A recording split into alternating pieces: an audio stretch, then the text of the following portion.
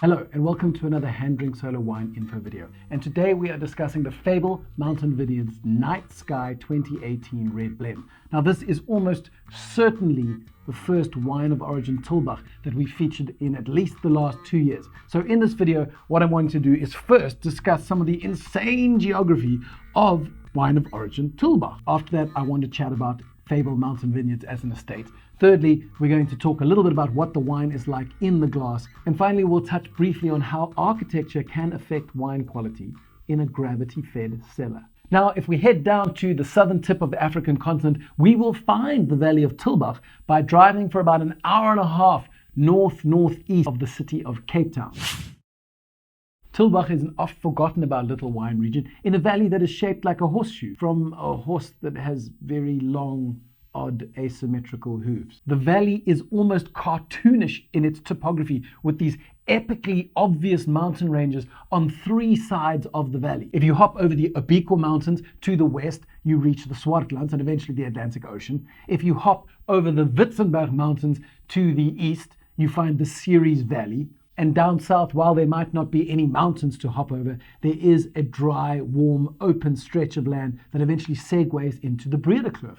And perhaps the last thing worth noting is that those Obiqua Mountains between Tulbagh and the Swartland almost completely cut off any cooling influence that the Atlantic Ocean might have on the valley. But speaking of cooling influences, Fable Mountain Vineyards was not named that way for no good reason. These suckers have their vineyards up on the side of the Witzenberg Mountains at between 400 meters and 650 meters above sea level, which dramatically increases their diurnal range and also drops the average temperature quite a bit. That said, Tulbagh is still an indubitably hot region. But if there's one thing that the winemakers in the Tulbagh Valley have learned, it's that when life gives you lemons, plant Shiraz, or something to that effect. Fable Mountain Estate has 32 hectares of vineyards at the moment, with about 70% of that being Shiraz. The remaining 30% is a mix of Grenache and Mourvedre. All three of these cultivars seem to be able to do just fine in fairly hot conditions. But for all that heat and the very low stated rainfall that Tulbagh has, it's surprising to note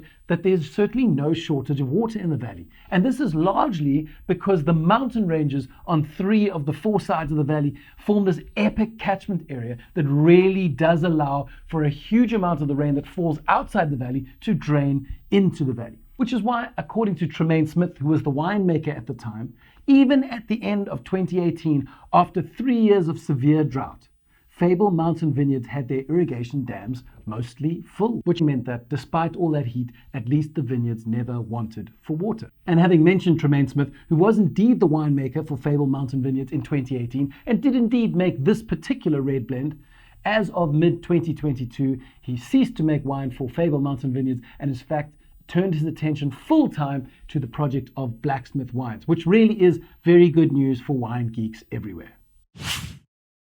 Now, when we get to discussing what is in the glass, this wine has the rare ability to present as quite opulent on the nose, while also seeming fairly fresh. For starters, it has a schnoz like a star-nosed mole, which is of course both generous and multifaceted. Now, the aromas that leap out the glass at you come in 3 distinct categories. There's confection, there's herb, and there's fruit. In the confection zone, there's some lovely white chocolate mixed with a sort of blackberry boiled candy element. In the herbal zone, there's an interesting mix of some dried oregano, which is quite dusty in nature, but then a far fresher splash of fennel. And then the fruit components are a lot more about black plum, red plum, and even some red cherries. But let's see what it's like when we give it a sip.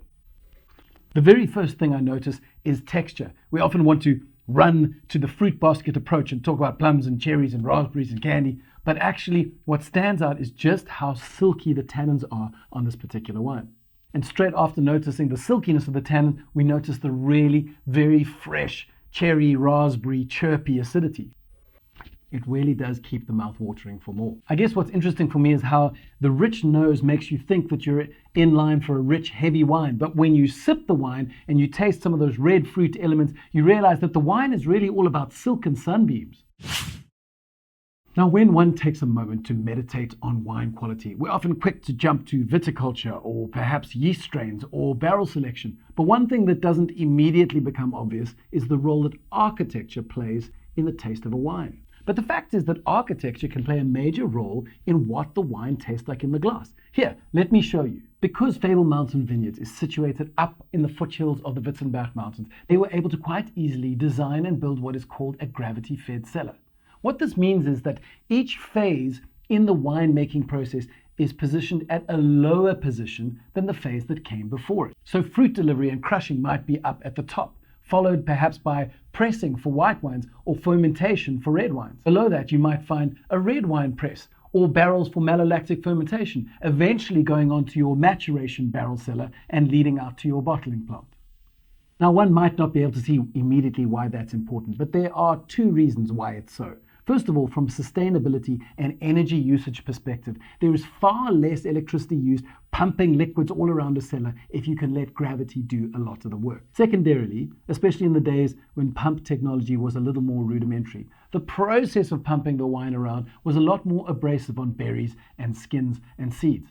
The blades in the actual pumps could chop up those skins and seeds more perhaps than was desired, which would result in the release of a higher level of tannins and not always the kind of tannin that you want in your wine. Now, admittedly, much of the problem has been mitigated through an improvement in the design of pumps and also the clever use of some filtering screens that protect seeds from actually getting into the blades of the pump. But when you think back on the super dainty, silky tannic structure of a wine like Fable's Night Sky 2018, one can't help but acknowledge that architecture, at least in some way, played a role in this wine's ultimate quality. Okay, so that's all we have time for today. But if you enjoyed this video, please subscribe to the HanDrinksSolo YouTube channel, where we release 6 videos each month and we talk about wine science, wine history, viticulture, unusual cultivars, as well as some of the rising dynamic winemaking stars coming out of the South African wine belt.